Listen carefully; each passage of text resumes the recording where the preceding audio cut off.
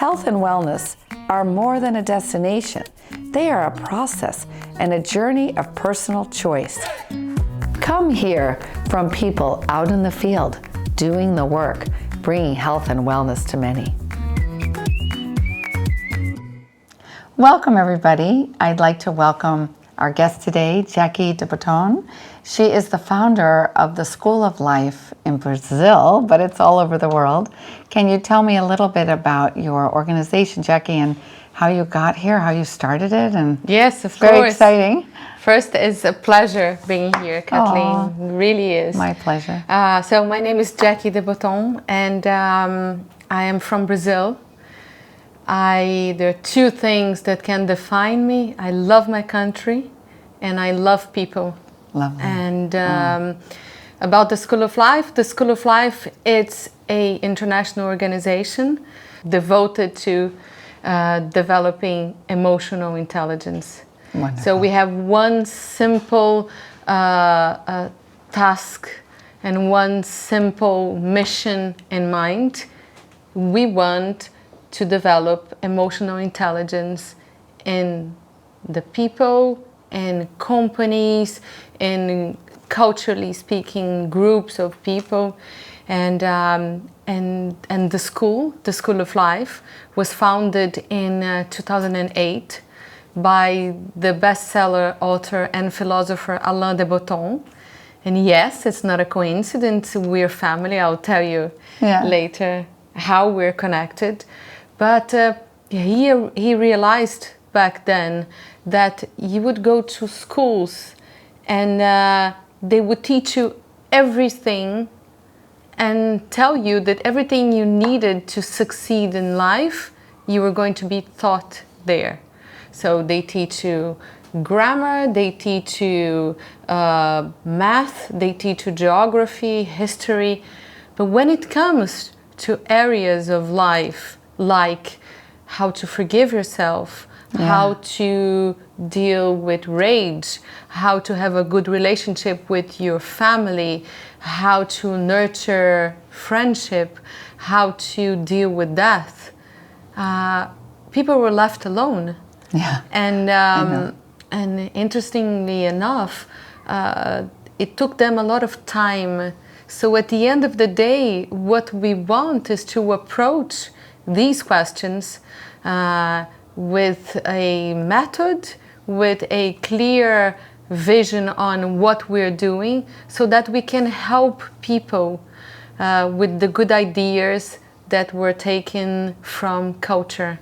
And then we have four main areas where we distill ideas, and those areas are philosophy, psychology, literature, and art. Oh, lovely. Wonderful. But in a broader sense, everything that it was written in the past 2,000 years in culture. And so we think that we have enough material to present to an audience good ideas for everyday living. Yeah. And for living a more fulfilled life. We are not so keen on happiness. We think that we have been overusing the word happiness. So everybody's kind of a bit toxic on this idea of, it's true. We're going to be happy, we're going to be famous. What is happiness, right? What is happiness? Yeah. And so we say, and I love that, we say that we are politely pessimists. So we're very stoics. We're very driven by the Seneca and Marcus Aurelius, these stoics, because we also bring to the table everything that is not so, also the not so happy emotions, but we understand that they are part of life. Yeah, they are. I'm thinking as you're speaking about this, it's so important to understand that all emotions help us. They provide us with an opportunity to feel many things in life. And sometimes, we can get stuck in an emotion And that's the problem, actually, not realizing that we have choices. And I think it sounds like with this organization, you're really helping people open to the possibility that they can choose things on a moment-to-moment basis and expand their possibilities. It's so exciting. Exactly. If we could choose one commandment, from philosophy, it would be what Socrates wrote, know thyself. So you have to know yourself in order to do anything in life. Even to change society, we believe it's easier when you know who you are. What is your purpose in life? Where are you going? What makes you happy?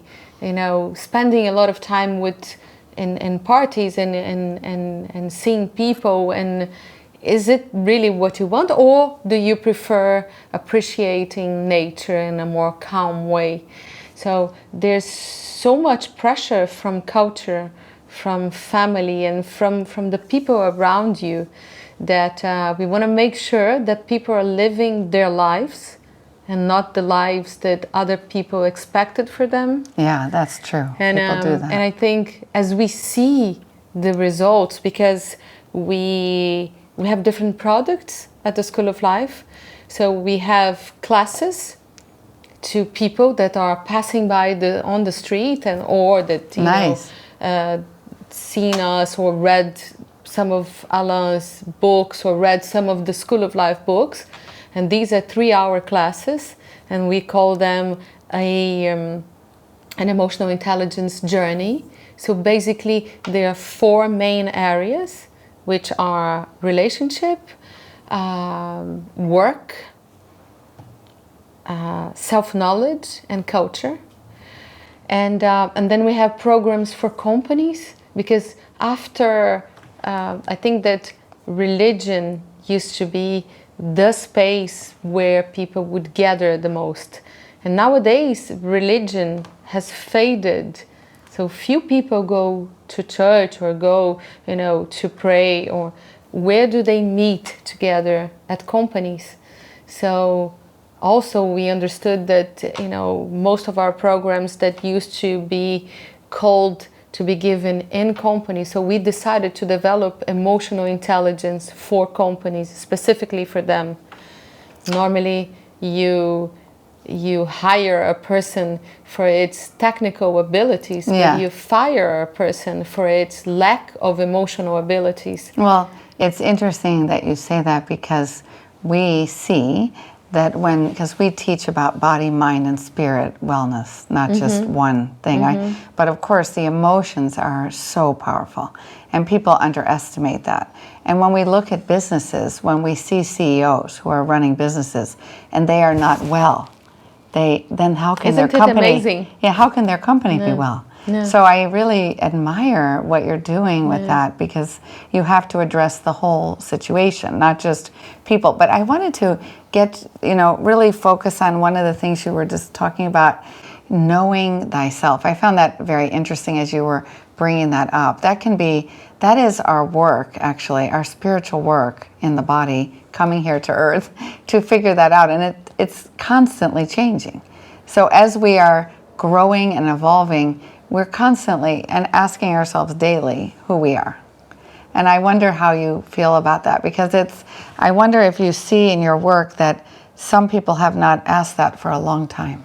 I think most of the students that go to the School of Life, they don't go there because everything is okay. Everything is fine in their life. Right. So if there's one benefit from having a period when things are not so right, or that you're feeling so well in your life, is that this is you telling yourself through anxiety, through different ways, that there's some points have to be changed. Yeah. But only you know which points are. But normally, let's say that relationships, that love and work are the main areas of human beings. Of course, there are other areas that goes around, but so so when people go there, they either are looking for answers because they have everything. They have a family, they have the work they wanted to have, they're earning money, but yet there's something missing. And and this is a very personal journey, but it's one that I think everybody has to take it. And it doesn't really have to be with the School of Life. You have so many options. You can go to therapy, you can have an experience, a transcendental experience in nature, you can do that through exercise, you can have a very good coach, you can have that actually, as sometimes we call it like cooking as therapy. Some people, when they cook, they're sorting things out.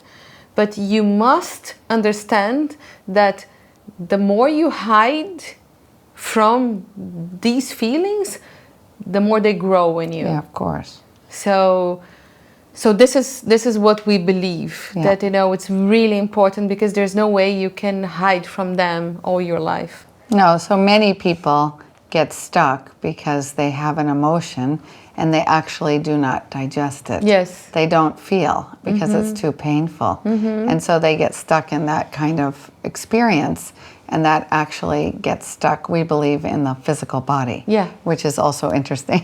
But they're together. I mean, you cannot take away the body, mind, and spirit, because actually they work as a team. And so, but I found that interesting that one of your main things to help people with is just to ask questions and find out who they are, to come back to themselves.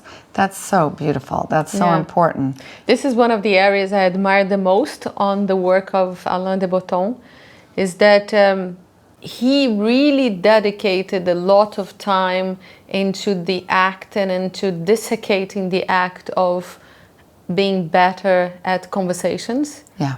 And opening the layers of a conversation and helping us, because sometimes it's really a lack of creativity. You just don't ask because you don't have the questions. Sometimes I go out to dinner though with friends and I have the cards of the school, so it really helps me assessing people, my family, friends, and maybe opening strangers. a door, right? Yeah. Maybe opening a door. Yes. I have a question about the credo of the school. I saw that. Can you explain a little bit more? Yes, we have one point. We have published more than 5 million words between the Book of Life, which is our blog, the books of the School of Life, the classes, the videos, and so it's important that we narrow down to some ideas that are at the core of our methodology, and I can tell you a few of them that I really think that lead all our programs. I would say that first, share vulnerability. I understand this is a movement worldwide, led by Brené Brown. So there has been a lot of talks of Brené Brown and Alain de Botton, but it's this idea that we come from a generation where we had to be wearing masks, so this is Kathleen, this is Jacky. Yeah, Jacky exactly. is successful, she is fun and she has an amazing family and this and that. At some point we became really hostages of this persona which you don't know anymore who you are. And in order to connect with other people, you have to share your weak points. So if I turn to you and I say, Kathleen, sometimes I think I'm a fraud. When I'm giving the classes at the school, and that happens a lot, not only with me, but with all the teachers. Because at some point you have been teaching so many times that at some point you're like, no, it's like impossible that the audience think that this is amazing. But consider again that the audience is different. So when you share your vulnerability, you receive so much love and so much bonding from the fact that you discover that other people have the same fears as you do. It connects the heart, don't you think, Jacky? Totally. Yeah, it connects you as a human being. Yeah, yeah. Because otherwise, you're just thinking all the time. No, thinking, otherwise this you're is just how I super should be. successful. Yeah. In an era of media, where you have filters and you have ghostwriters who write for you. I mean, who are you? Yeah. You can be a total fake. Yeah. I know. It's very important what you say, because the people. Yeah, you are in an evolution. I always say, as a teacher or coach, I'm learning every day, and being honest about it with my students is the benefit of authenticity. And it's impossible to be well every day of your life. No, of course. And sometimes, we just went through a difficult period, or we are going through a difficult period on the planet. So we have to face that and not run away.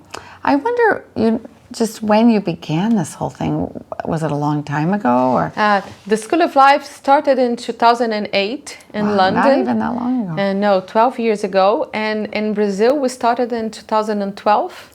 Wonderful. So 8 years ago. Wonderful.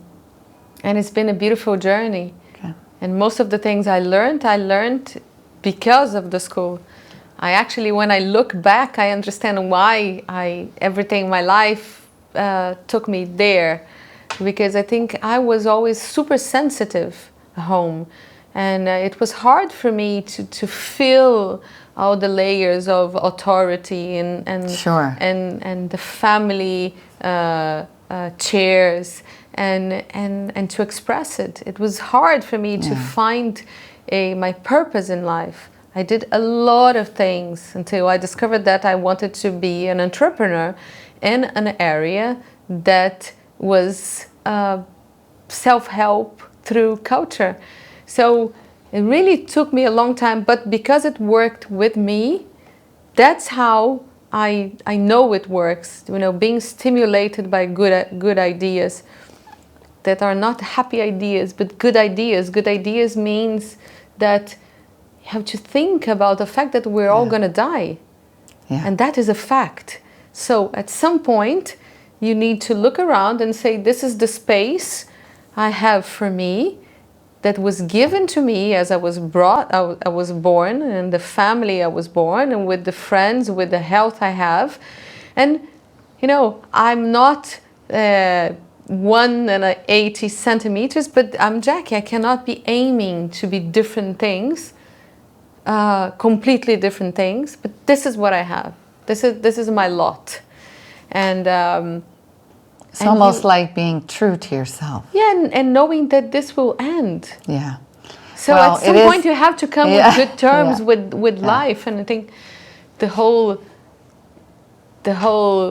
virus situation, the pandemia, this quarantine, and it really helped people, because as this Emmanuel Pascal, the philosopher, said, what we fear the most is being in four walls, thinking about, like, from here to the inside, thinking, what do you really want?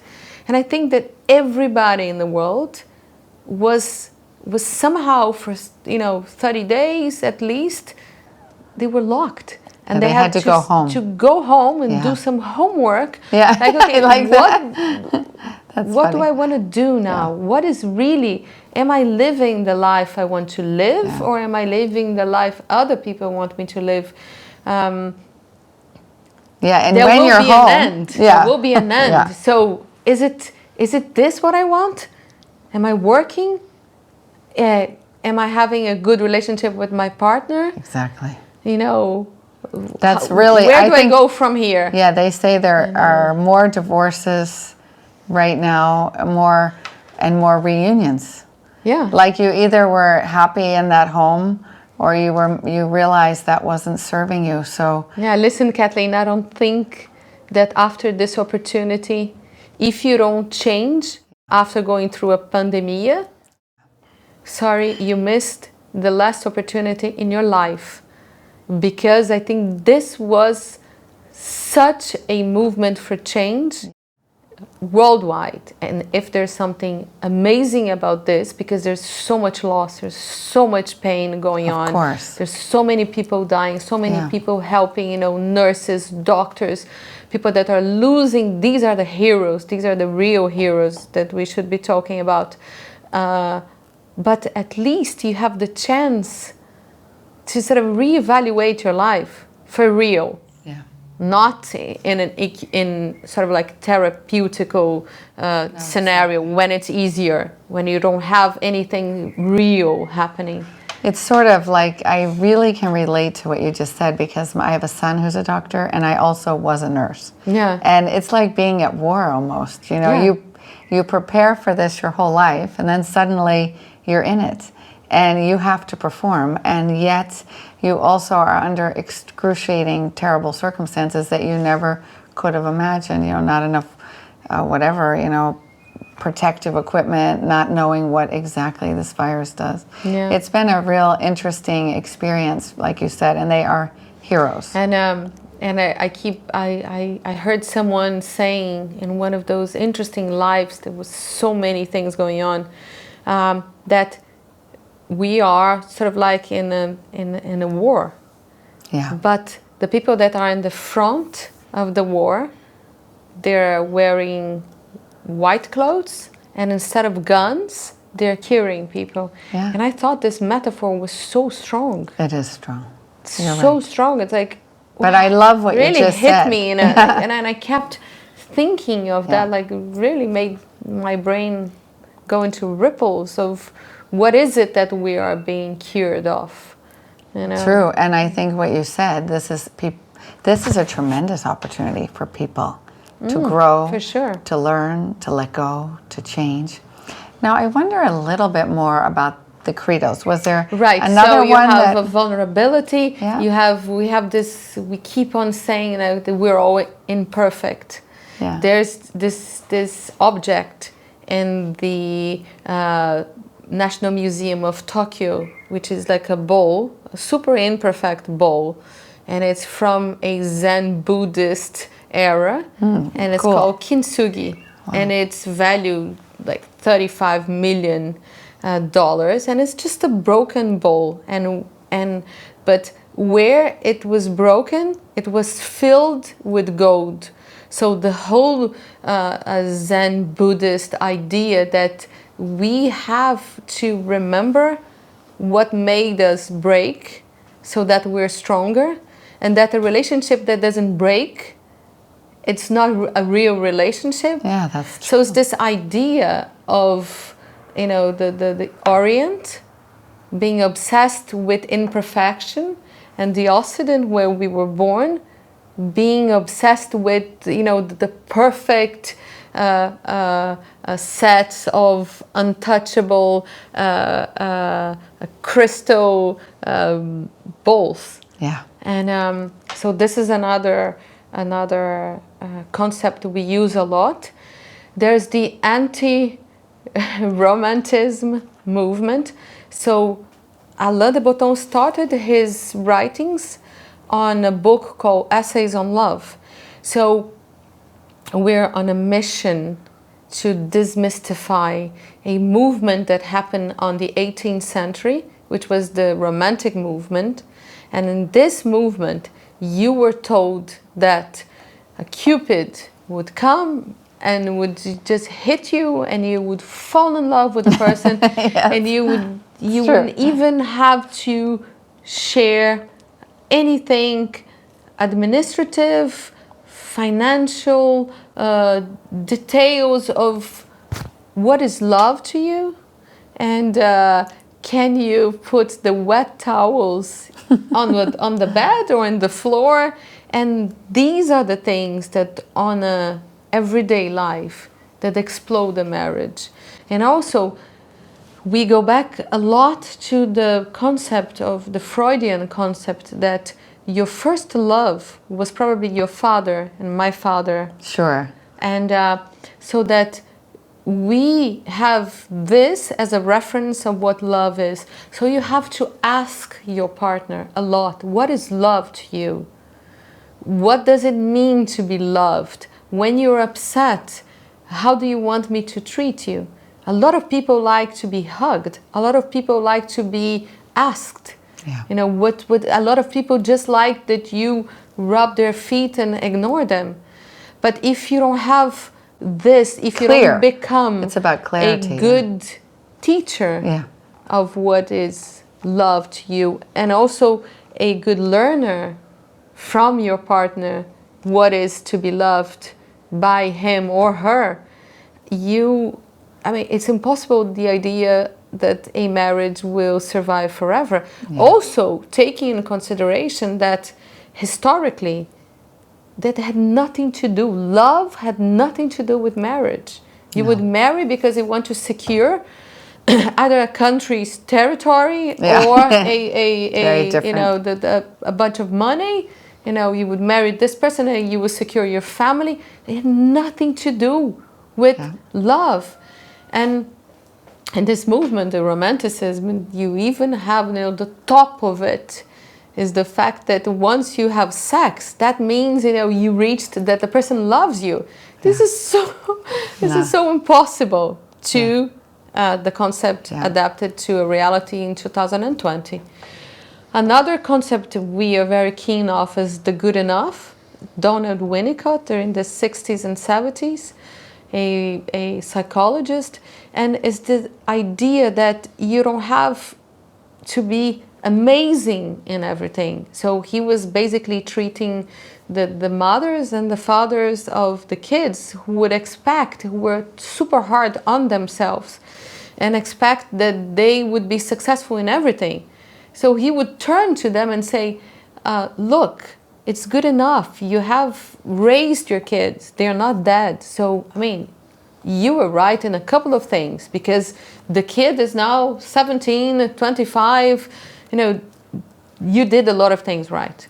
So they just survived, so you did your job. Bring this good enough to a lot of the ideas of the everyday life, that it's the trivial, it's the simple things of life, that it's fine. Maybe you don't have to be, only taking meritocracy as being the kind of opposite of the good enough, in a sense that there's only one president of the United States. So this idea that you can do everything you want, if you want hard enough, you can become a president, that's not really true, because a lot of the presidents, they come from, for example, a family where they inherited a family that, a lot of the generations were involved in politics. And it's in their DNA. There are other aspects to it. Jacky, I find it interesting what you brought up about the churches being more empty. And for many, generations, eons, we were in the church to nourish our spirit, actually. That's why we were there. Now we're not there, but we still need to nourish our spirit, because actually we are spirits in this physical body. This body is just temporary, as you brought up. We will leave this body. So tell me a little more about, because it seems like you're really helping people to nourish their spirit.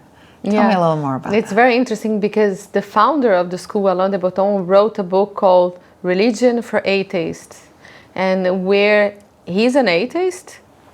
I'm not, because coming from Brazil, there's so many religions there, it's impossible to be atheist. But he says something I really take into consideration, that no one understood better our spirits and what it is to be human like the religions. Judaism, Catholicism, all the religions, they really understood. But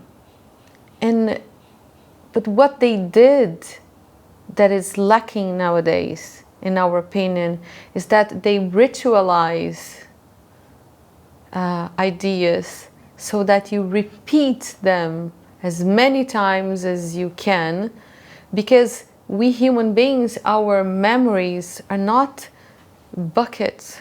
Our memories are like, the thing that you put, there's holes in it, and then there's like sort of like grains of sand that goes through. This is how our memory works. So we have to repeat concepts, and religions understood that. So every Friday in the Judaism, you have you pray. You have Shabbat Shalom, like today, and you pray in a certain way that makes you go back to, the promised people crossing the desert and how much they had to go through so that you are now here.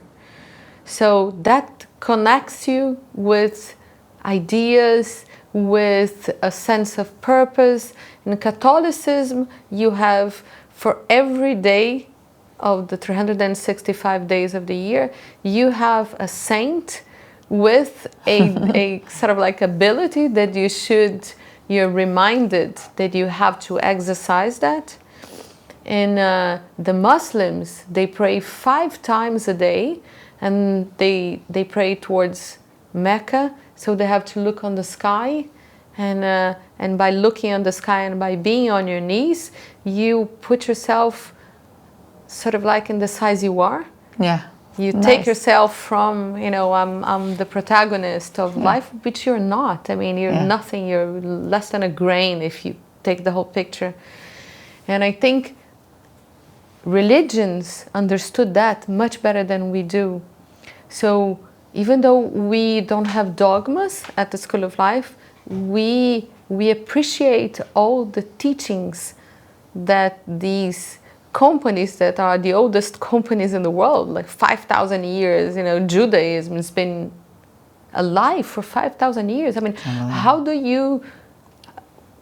what kind of culture stays for 5,000 years and still believes the same thing? So what you're really talking about is that because they got kind of stuck in their belief systems, all of them, including Buddhism, all of them, they didn't go quick enough to change the belief systems, and we need to look at our belief systems. Yeah, I think that I cannot judge the religions. What I know is that they are very wise in the rituals, in the ways they create. I mean, I can agree or disagree of the credo of Judaism, of Muslims, or the Catholicism, or the Buddhism, but I cannot agree more that they did it right. Every time, imagine you go to Duomo in Italy, and how can you not be inspired? How can you not believe in a God when you have the lights coming from the vitrals and that kind of organ playing? So they did it right. They used the beauty and architecture, and now we're left with teachers in small rooms telling us how to live. Yeah. So uninspiring. Yeah. And that's the problem. That's the problem. Yeah. And they're basing it off of something that we might now look at it a bit differently. And maybe it's not serving us the same way.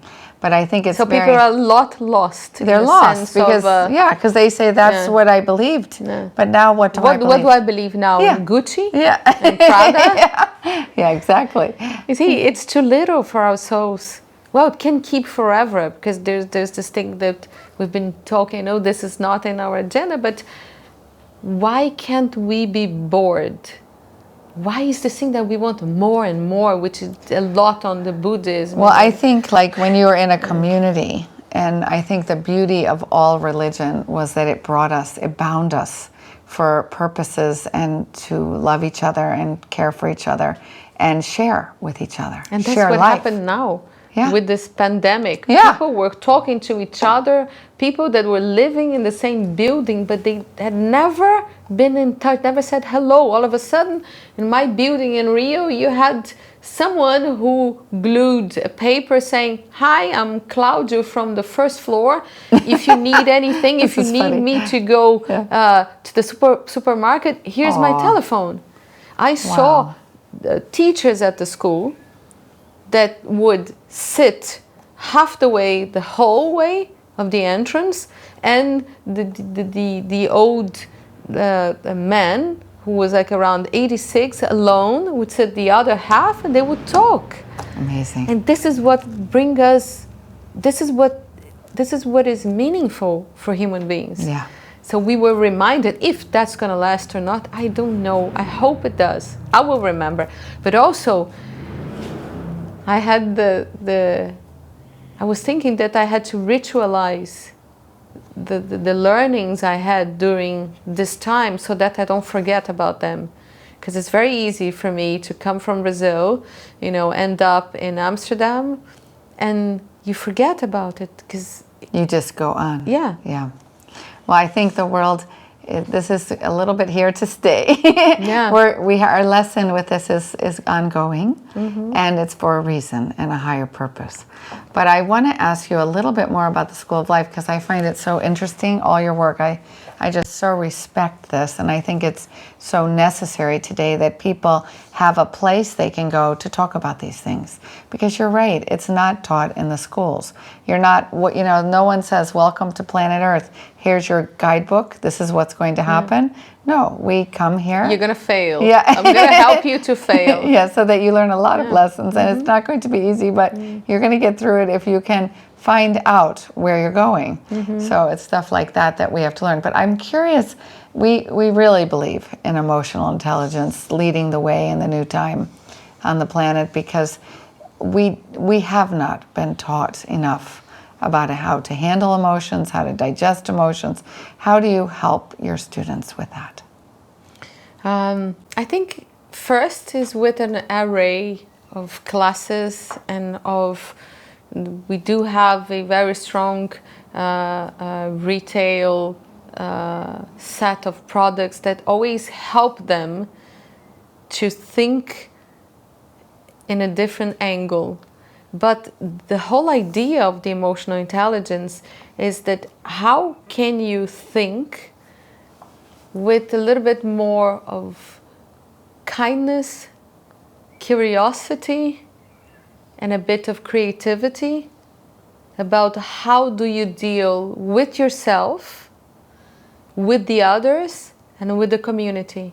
Yeah. So you do have to forgive yourself so many times as you forgive the others for not being as good as you think you are. But that's what frees you to be well. So that goes back, Yeah. Jacky, to that whole idea of being perfect. Yeah. What is perfect? And yes, we're not perfect. Yeah, you have to come. You have to come in good terms with your emotions, and for example, not to take them. A lot of people say there's your gut feeling, and but sometimes your gut feeling, it's so used to the habits you have that if you don't look at them with this kind of a distance, you will always make the same mistakes. So these ideas that if you can incorporate 20% of them in your life, it will help you. Yeah. What will really help you is therapy. We're super fans of therapy. Psychotherapy, therapy, one-on-one coaching. This is what really makes a life revisited. And we understand, but not anyone can afford. Right. It's about self-reflection, actually. It's about it's self-care. It's about taking the time to think you're important enough to actually say, who am I? Let's investigate who I am, and take a journey doing that. And when you do that, and you have someone lovingly, like a coach, like we believe in coaching, just there holding light for you to go and make those realizations. That's what it's about. But the habits, I liked what you talked about there. It's the patterns. The patterns, you said you fall in love with your dad, or you have love. You have patterns from your parents and your genetics, and you don't even know it. Yeah. So when you take time to self-reflect, you take the time to do the self-reflection. And I think that it's obvious in the school that you've created that people are given this incredible opportunity to self-reflect and heal. At least as we see it, we see like a fertile soil, and we're throwing many seeds. And if one, sparkles, if one is you bring it to life, it's good enough. Yeah. That's what you can take it. But the fact that you're in traction, I think this is important. You're in motion. That your energy is moving. Yeah. That you don't get stuck. Yeah. Jacky, I want to ask you something about as a founder, because I know myself, I'm a founder, but I want to ask you, and I know there are challenges. What has been your greatest challenge with the School of Life? Let me see. I think that the greatest challenge, it's always related to building a team. Once you have a team, an amazing team, you can do whatever you want. You can develop a new yogurt, you can set up a school, you can change the world with people. Wow. So if you ask me, what is your main role at the School of Life as a founder, I'm always paying attention on how to have a team on fire, how to have people motivated, how to actually walk the talk with the team, which is super difficult.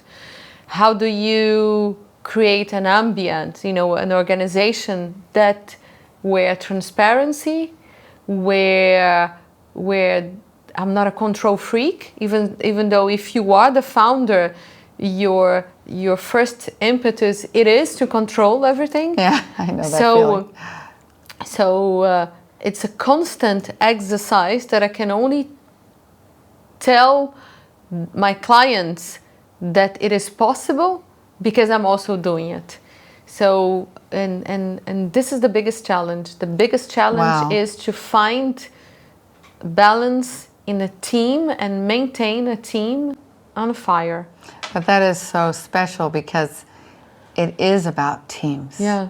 It's also about the individual, but it's about the individuals supporting the growth of each other, which makes the team. Yeah. It's no fun to win alone. No, definitely This is why you have so many people unsatisfied and lonely and lonely and bitter and very successful but unhappy.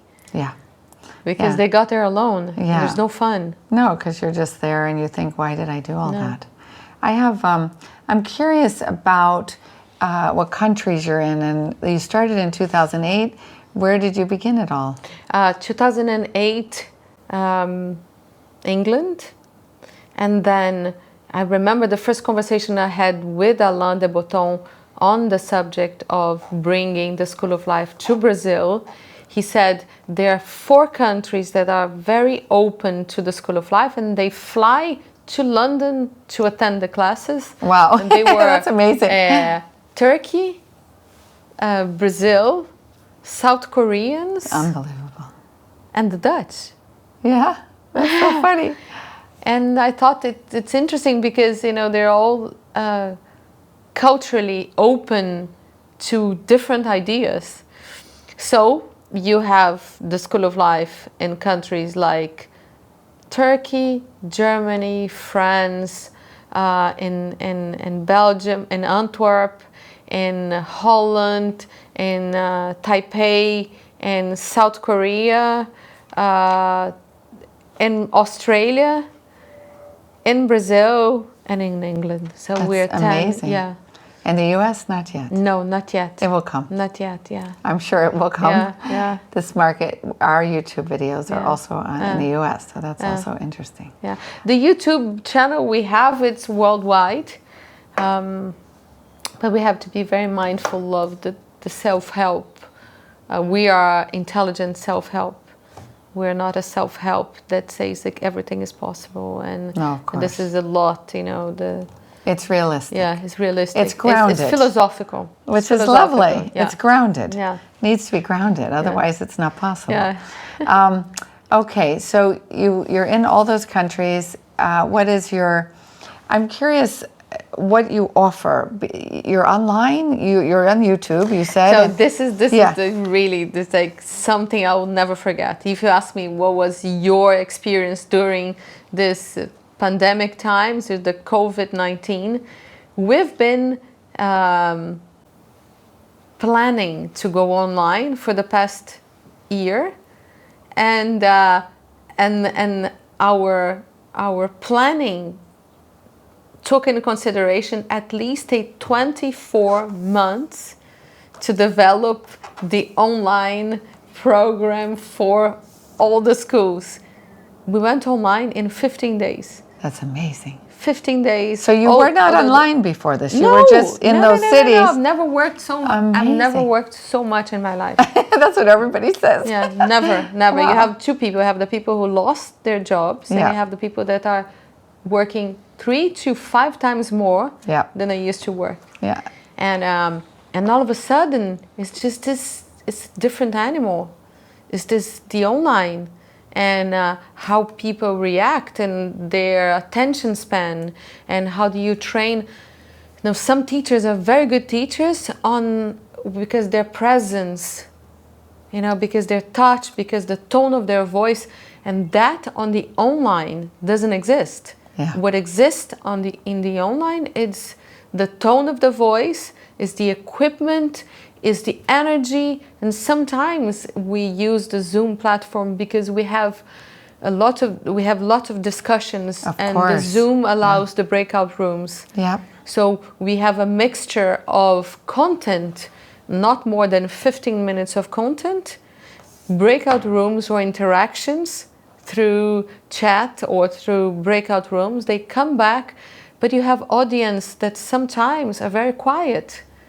So for the teacher, it's super hard because basically your mindset has to be filled by you. That's so not true. by the you don't audience receive. anymore. I know exactly what You you're don't saying. receive, and when you No. receive, I'm not looking. No, I know you don't, I'm because looking at the I have screen. this, Jacky. I'm looking at the screen, and the screen, Yeah. it's nothing. looking back, so you cannot look. It's true. And there's something that is invisible Yeah. when I look into your eyes and when you look into my eyes, and that creates actually a hormone, which is oxytocin. Yeah. And that's why chemical, people, biochemical. that's biochemical, and you don't have this anymore. Yeah, I used to teach, just so you know, online and live. And 2 years ago, I just had information coming to me that I had to go online only. And so I already went online a few years ago. And the first experience going online was exactly what you said. Yeah. I didn't feel happy. I had no energy coming to me. I didn't really know how to sustain it. Yeah. But then I just, over time, learned how to do that. Yeah. It's like another skill. It's another skill. So, but it's so interesting to see. We are at a very privileged group of people that are experiencing this explosion into Yes. a dimension of technology. Yeah. To the good, to the bad and to the good, actually. Yeah. So I feel I'm exhausted. My mind is not working because I think it really drains out your mind. It does. We Because teach the things of, like imagine that here this was our office.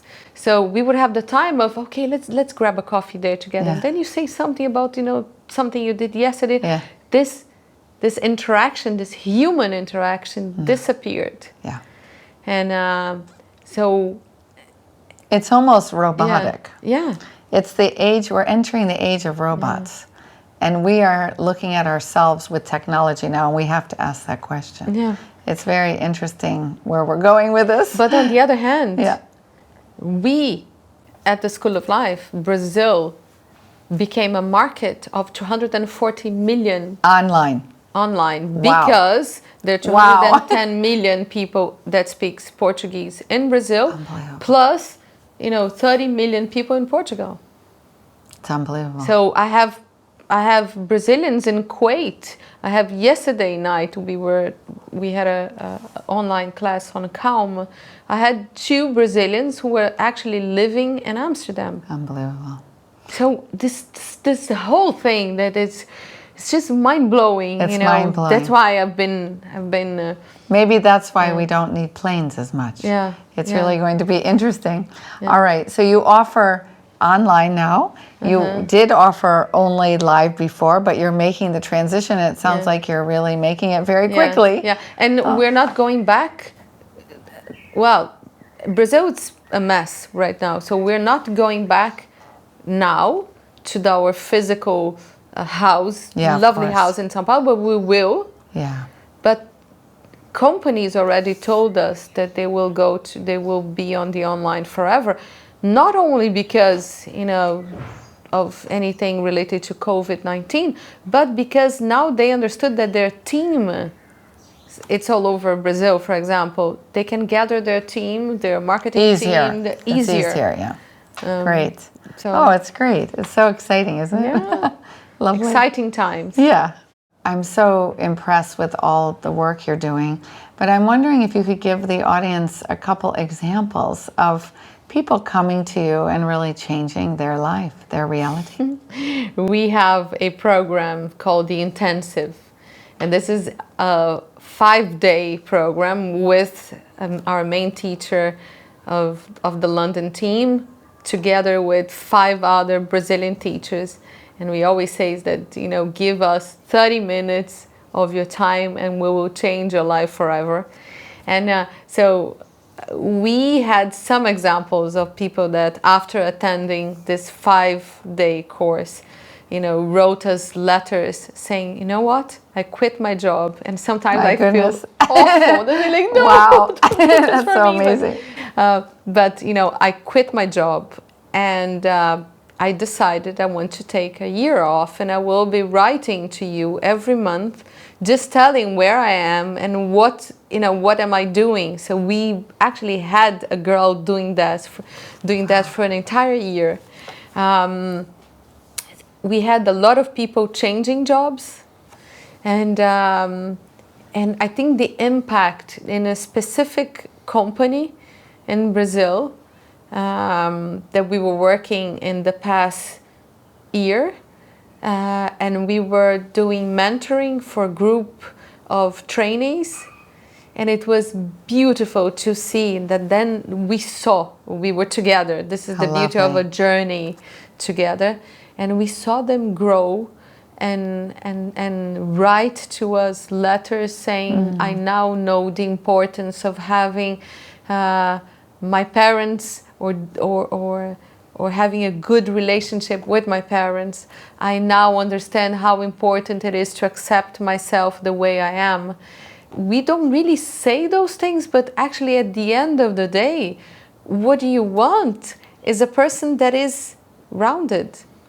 Bien dans sa peau, it's okay with me, That's how you can perform, 30,000 better than you perform, hitting yourself and saying that you're not good enough or that. So these are just few examples. And there's something beautiful that I especially adore, is that when you say something to a person and you see a sparkle coming from this synopsis of, something happens between their eyes, and when they go like, ding, yeah, yes. It's almost like unknotting something. You feel it going out. You feel like, yeah, this person will not make at least that mistake. At least it's like an aha moment or something. We saved her a little bit of time of not making this mistake again. Yeah, they see a pattern. They see a pattern. Yeah. So I'll tell you that these are the examples I can remember. I have one last question. I'm enjoying this so much. Thank you. Too. Oh, Jacky. My last question is, where do you see the School of Life in the next years? What's your vision for the future? Honestly, so we want to scale up. If I want to go to every Brazil, country. Yeah. I'm going to say for Brazil, we want to scale up. So if I now, with this possibility, as I was saying, that in the physical classroom, we would fit a maximum of 35 people, we can have webinars now for 3,000 people. Yeah. One webinar. So our scale of people that can be reached by the message became magically, tripled or 100 times It is bigger. amazing. And that is amazing. So if you ask me, I think it's understanding that this is the core of the School of Life. So it's, I think there are 3 areas that are super important to human beings. One is sustainability, the other one is mental health, and the other one is social inequality. We are in the mental health area. Yeah. And so it's hard sometimes not to approach to them, because not everybody understands that they are related, because they are. They are definitely If you see related. people suffering around you, that makes you suffer somehow. You know, if you're destroying the forest, if you're destroying the life itself, what happens that it goes back and it creates a virus like COVID-19. But the people that come to the School of Life, they are focused in their emotions. So it's still a challenge for me.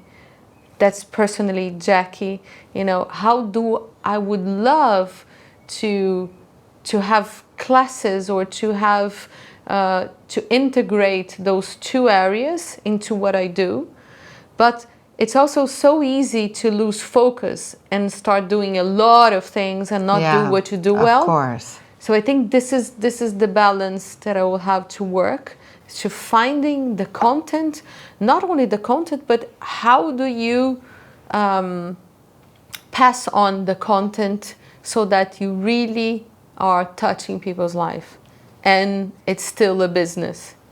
Yeah, that's the bottom line. Yeah. You have to, because business is just energy exchange. But we're having a huge evolution of consciousness where people are waking up to possibilities. And I think your organization, I'm just so impressed, is really going to help guide huge groups of people who come up for themselves and believe in themselves to make a better life. Thank you for joining us Thank today. you so much for this opportunity. You know, it's been, you know, an amazing hour. And I think that one thing we have in common, it's this love for people. Yeah. And it's the hope, the true hope that you can become better. Yeah. I really think you can become better. You know, I wish I had grown up with this idea clear.